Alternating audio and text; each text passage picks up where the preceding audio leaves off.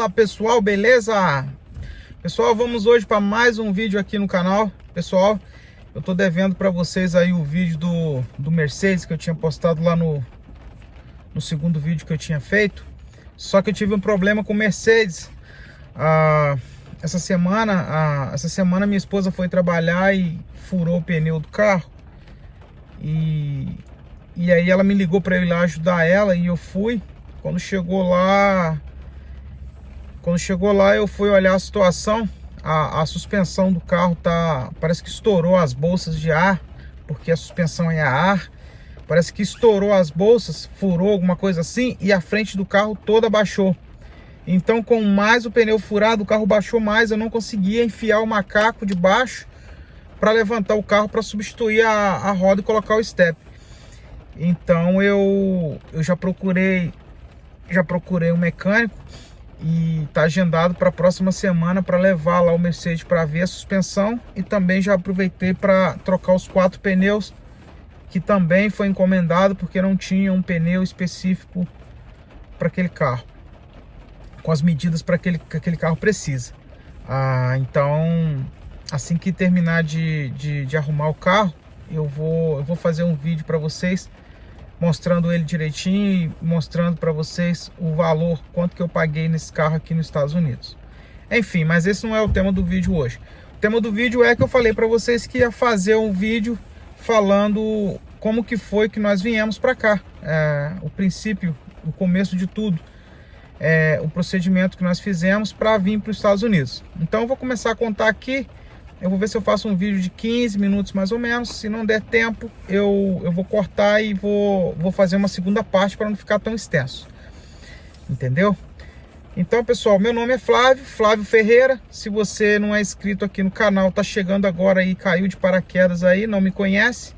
Eu moro aqui em Louisville, no estado de Kentucky, nos Estados Unidos. E eu comecei a fazer vídeos aqui, até agora só coloquei 2 vídeos, porque também o tempo não está ajudando aqui para eu sair. Agora nós estamos no inverno, chovendo, agora mesmo está chovendo pra caramba.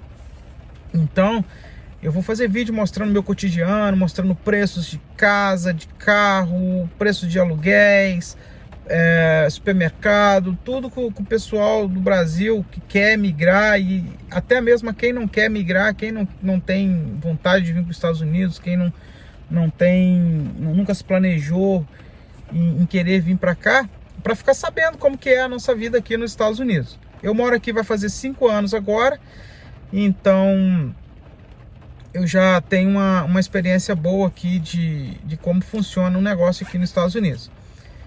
Mas enfim, pessoal, então eu vou começar a contar para vocês como é que foi o procedimento. Tudo começou quando eu conheci a minha esposa. A minha esposa, ela é cubana, como eu tinha dito também no outro vídeo. Ela era médica aí no Brasil, trabalhava para esse programa Mais Médicos.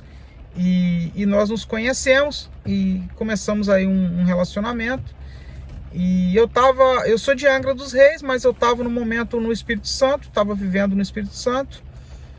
E estava lá no Espírito Santo, sem trabalho, sem expectativa nenhuma de vida. E quando eu tinha conhecido essa pessoa, que é a minha esposa hoje, e me vi na situação de desempregado, pessoal, sem dinheiro para nada. Eu tinha um carrinho aí que eu não tinha dinheiro nem para botar gasolina nele. O negócio tá tão feio que... Lembrando que eu sou metalúrgico, eu trabalhava no estaleiro, na construção de navios, plataformas de petróleo, mas devido à corrupção que teve, muitas empresas teve que sair do canteiro de obra, e com isso muitas pessoas ficaram desempregadas, e eu fui um desses, por qual motivo eu resolvi depois ir para o Espírito Santo. Então, conheci minha esposa, nós começamos aí um relacionamento e estava namorando por um tempo e resolvemos nos casar, porque ela não tinha plano nenhum de ficar no Brasil, porque geralmente os contratos do governo com os países que vão prestar serviço é de 3 anos, então o contrato dela já faltava aí uns 7 a 8 meses para terminar, e ela não tinha expectativa nenhuma de ficar no Brasil, porque ela ia embora para Cuba, e depois de Cuba eles iam mandar ela para outro país. Mas como ela se envolveu aí comigo no Brasil, e então nós nos gostamos um do outro e resolvemos ficar junto. E então resolvemos também fazer nosso casamento, e ela começou a pensar na possibilidade dela ficar no Brasil. E para ela ficar no Brasil legalmente, ela teria que ter status legais aí. Ela teria que ser residente brasileira, e com isso ela só conseguiria se casando com um brasileiro ou tendo um filho com um brasileiro aí no Brasil para ter o status legal aí no Brasil. Então nós fizemos isso. Nós nos casamos e começamos a viver junto, e ela trabalhando num posto de saúde normal, e eu desempregado, sem expectativa nenhuma de vida. E ela falou para mim: Flávio, tem uma lei nos Estados Unidos que favorece nós que somos cubanos, que somos médicos também. Tinha uma lei para os cubanos que eram médicos, que estavam fora de Cuba, e tem uma lei para os cubanos que qualquer cubano que chegasse na fronteira era só entrar. Eles botavam para dentro. Então, se você quiser, nós podemos ir embora para os Estados Unidos. Tem muitos amigos meus que estão indo, mas sozinho eu não tenho coragem de ir. Aí eu falei: você tá maluca? Eu vou fazer o que nos Estados Unidos? Nunca na minha cabeça passou eu sair do Brasil, eu deixar minha família para trás. Nunca passou isso pela minha cabeça, entendeu? E outro idioma, eu nunca estudei idioma nenhum, eu falo mal português, inglês nem passava pela minha cabeça, não tinha nem noção de que era inglês. A minha esposa fala espanhol, é o idioma dela, é a primeira língua dela, e ela fala português também, com o sotaque dela, mas ela fala português, entende bem o português.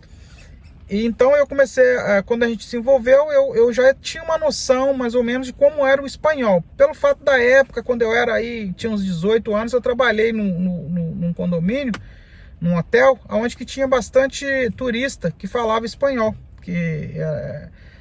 uns latinos que falavam espanhol. E com isso eu peguei algumas coisas. Na verdade era castelhano, que é um pouco parecido, então achava que sabia espanhol,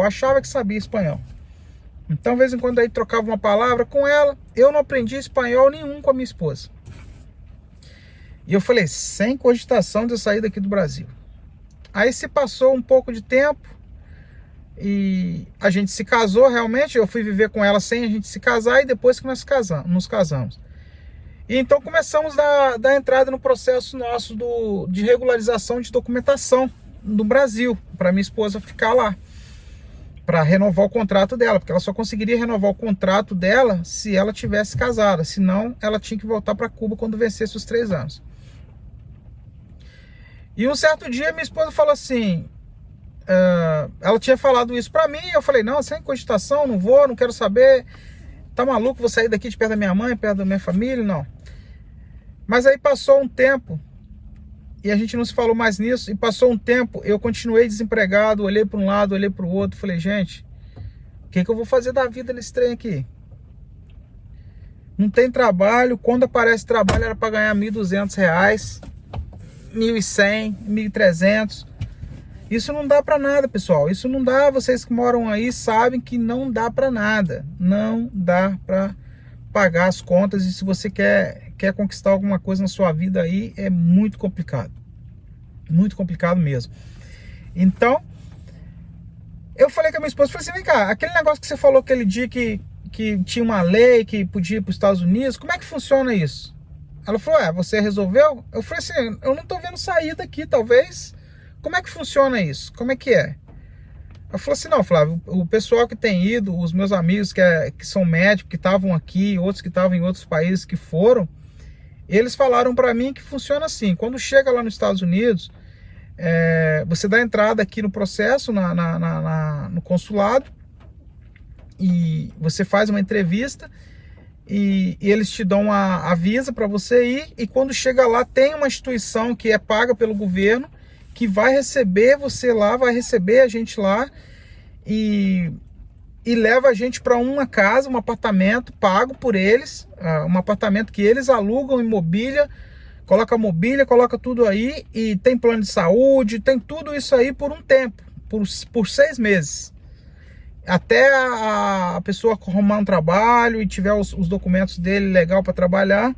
e o governo paga essas despesas, plano de saúde, um cartão alimentação que era de $400, curso de inglês, tudo isso. Eu falei, poxa, essa é uma condição muito boa. Só que eu nunca tinha visto vídeo nenhum de pessoas aqui nos Estados Unidos, dos youtubers que estão aqui postando vídeo de como que é a vida aqui, como que é custo de vida aqui. Eu nunca pesquisei isso porque eu nunca tive interesse de vir para cá, entendeu? Então eu falei assim, então vamos arriscar então, a gente não tem nada a perder, vamos ver.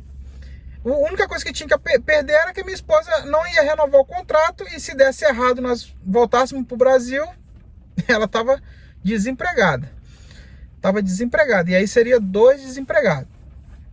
Aí resolvemos então entrar com um processo. Minha esposa mandou um e-mail para a embaixada, mandou um e-mail para o consulado e estavam aí esperando a resposta. Isso foi em abril, mais ou menos aí para o final de abril. Ela mandou esse e-mail para a embaixada. E nesse meio termo, de abril para maio, nós estávamos fazendo os trâmites da documentação da minha esposa, regularizando tudo direitinho. E certo dia a gente estava aí na casa e a gente recebeu uma notícia que a lei tinha acabado. Todos os amigos dela mandando mensagem, acabou a lei, o Obama acabou com a lei que tinha, que os cubanos podiam ir, que os médicos cubanos podiam ir, acabou com a lei, já era. Quem foi, quem não foi, não vai mais. Aí minha esposa ficou chateada pra caramba. A gente tinha aplicado, mas também não estava levando muita fé. E minha esposa ficou chateada assim, falou assim, poxa, perdeu uma oportunidade. Se você tivesse decidido naquela época que eu te falei, dava certo. Eu falei assim, se não deu é porque não era pra dar então. E beleza. Esquecemos isso por uma semana mais ou menos.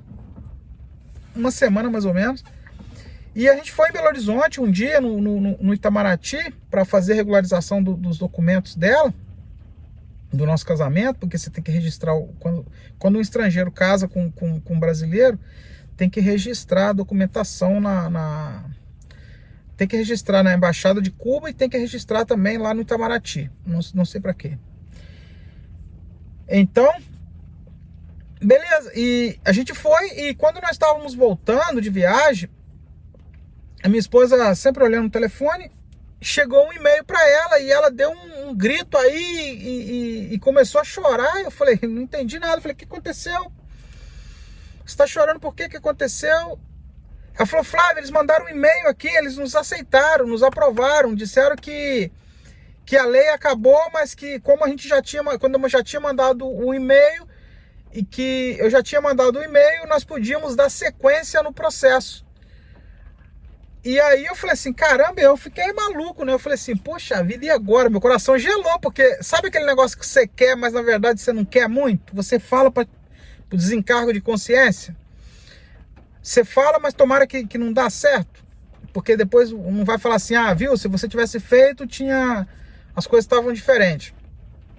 E eu fiquei com o coração na mão, aí eu falei assim, caramba, e agora ferrou, agora a gente vai ter que ir embora então. E aí, beleza, minha esposa ficou alegre, porque no fundo ela queria, mas sozinha ela não queria. E como ela teve, a gente se conheceu e ela tinha um motivo para ela construir a família dela, e ela achou que aqui talvez seria melhor.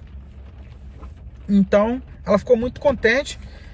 E com isso, aí já começamos a pensar, como é que a gente vai fazer? E a minha esposa tinha nada mais. Eu não tinha dinheiro nenhum, tá, pessoal? Meu dinheiro era zero. Eu tinha um carro que eu não tinha dinheiro para botar nem gasolina, não tinha dinheiro nem para pagar o PVA no final do ano, não tinha dinheiro nem para trocar os pneus do carro. Tá? Fudido igual muitos estão hoje aí no Brasil, que estão querendo sair daí.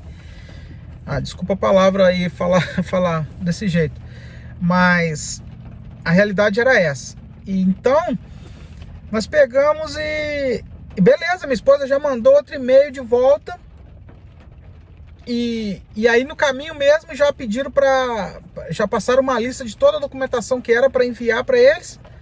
E a gente pegou e enviou esses documentos. A minha esposa enviou esses documentos quando chegou em casa, já tirou, escaneou tudo, tirou foto, escaneou e mandou tudo. E com isso eles já mandaram um e-mail depois de volta, agendando o dia, dizendo pra gente o dia que nós queríamos agendar para ir lá, dentro do mês de maio. E a gente fez isso já logo no princípio de maio. Nós pegamos e o dinheiro estava curto. Nós pegamos um ônibus de excursão, nós marcamos uma viagem com um ônibus de excursão que ia para o Brás, que a nossa entrevista foi em São Paulo. Nós pegamos um ônibus de excursão que foi para o Brás, e que ia sair mais barato para nós. E quando chegou lá no Brás, nós tomamos um trem, e fomos até próximo do consulado. Depois pegamos um táxi para levar a gente até perto, porque a gente não sabia andar lá em São Paulo. Pessoal, quando chegou lá em São Paulo, nós achamos que nós íamos ser entrevistados. Nós nem achamos que ia ter entrevista. Ia ser só para levar os passaportes e pegar autorização para viajar. Mas não, quando chegou lá, chamaram a minha esposa para uma sala lá para fazer uma entrevista com ela. E eu fiquei ansioso, porque eu fiquei para trás. Eu falei assim, ué, mas não era para ser nós dois, para entrar com todo mundo, conversar junto? Não, fizeram a entrevista com ela. E depois aí de uns 20, 30 minutos, ela saiu e me chamaram. A mesma pessoa me chamou para fazer uma entrevista comigo. E me fizeram algumas perguntas, onde que eu tinha conhecido a minha esposa, porque eu sou dependente da minha esposa. Eu só estou aqui hoje nos Estados Unidos legalmente por causa da minha esposa. A lei favorece a ela e consecutivamente pessoas da família dela. E como nós éramos casados, então eu tinha direito a esta lei junto com ela. Nos perguntaram como nos conhecemos, como que foi que nos conhecemos, onde nos conhecemos, quanto tempo estávamos juntos, por que nós nos casamos. Umas perguntas também que para mim é idiota demais, mas tudo bem. E eu respondi tudo certinho, falei a verdade. E quando saí de lá, mandaram a gente esperar um pouco lá fora. E quando saí, aí eu conversei com minha esposa e falei, a gente não sabia que ia acontecer isso. O que eles perguntaram para você? Perguntou isso, perguntou aquilo. O que perguntou para você? Perguntou isso, perguntou aquilo. E as perguntas basicamente foram iguais. E graças a Deus que nós fomos com a verdade. A mesma coisa que ela falou foi o que eu falei. Então não tinha como, entendeu? Dar errado. Mas mesmo talvez se a gente tivesse combinado alguma coisa, se soubesse que ia ter isso, talvez tinha dado errado. Como a gente não combinou nada e nós falamos a verdade, como que foi, nós nos conhecemos, por que nós resolvemos nos casar e E então eles viram com bons olhos isso, porque as informações estavam batendo. Ok. Feito isso, esperamos aí nos chamaram e reteram o nosso passaporte e disseram que em tantos dias, 15 dias eu acho, em 15 dias era para nós voltarmos para buscar os passaportes. E aí já disseram para nós que tinha sido aprovado direitinho, que o passaporte ia ficar lá. Então nós já sabíamos que foi aprovado, que os nossos planos então agora era viajar, se planejar para viajar. E com isso nós voltamos para onde nós estávamos morando, que era Minas, aí divisa com o Espírito Santo, pertinho. Nós voltamos e já começamos a fazer correria de vender as coisas que a gente tinha. Eu tinha uns móveis, e minha esposa também tinha, e nós começamos a vender as coisas já porque tinha que viajar o mais rápido possível. Isso então era maio, e nós voltamos depois de uns 15 dias para buscar os passaportes. Nós pegamos o passaporte, o passaporte já veio aí com uma coisa grande colada aí na folha aí. A mesma folha que você tem no passaporte com foto, tudo, eles colocaram uma outra igualzinha numa outra folha, dando aí uma validade desse visto por 2 anos, eu acho. 2 anos, 1 ano. Então, show de bola. Voltamos de novo lá com o ônibus de excursão. Fomos numa excursão de novo, que tinha excursão para lá de 15 em 15 dias. Nós pegamos a excursão de novo, pegamos os passaportes, voltamos, ok, tá livre agora para viajar. Mas quando nós voltamos, nós tínhamos que levar as passagens compradas. Nós já tínhamos que levar as passagens compradas. E aí comecei a pesquisar, entrei numa agência, consegui ver uma agência e compramos a passagem com uma agência de São Paulo mesmo. E na época as passagens nos saíram por R$7.000, R$7.500 mais ou menos. Era todo o dinheiro que a minha esposa tinha, que ela tinha guardado na conta dela. Então o dinheiro que tinha para trazer, o dólar nessa época estava R$3,60. $1, R$3,60. Então não tínhamos dinheiro nenhum para trazer. Olha só, eu tinha a expectativa de vender meu carro, que eu não consegui vender porque meu carro eu tinha pego de uma segunda pessoa que estava pagando esse carro. O carro era financiado, então eu não conseguiria vender um carro financiado porque a pessoa estava pagando. E então eu não tive dinheiro por esse lado. Por meu lado eu não tive dinheiro nenhum além dos móveis que a gente conseguiu vender e fazer um dinheiro. Então nós juntamos os móveis, o dinheiro dos móveis, mais o dinheiro do último mês da minha esposa que ela trabalhou. E a gente conseguiu fazer um montante aí mais ou menos de $1.500. Trocamos por dólares e tínhamos aí mais ou menos uns $1.500. E aí ficou umas coisinhas a mais para vender, que não tínhamos conseguido vender tudo. E eu pegamos esse dinheiro para pagar passagem, que nós fomos para Angra. Depois que vendemos tudo, nós fomos para Angra para passar uma semana lá com minha mãe, antes de viajar, que nosso voo ia sair do Rio. Então aí já começou o processo, a loucura toda de ansiedade para viajar.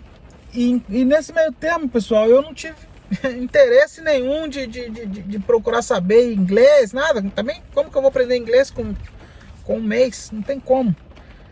Pessoal, vou cortar esse vídeo aqui para botar a segunda parte logo em seguida, tá? Para não ficar muito extenso, porque às vezes a pessoa quer assistir, e então ele assiste essa parte e depois ele assiste a outra. Eu vou cortar aqui e vou continuar na outra, beleza?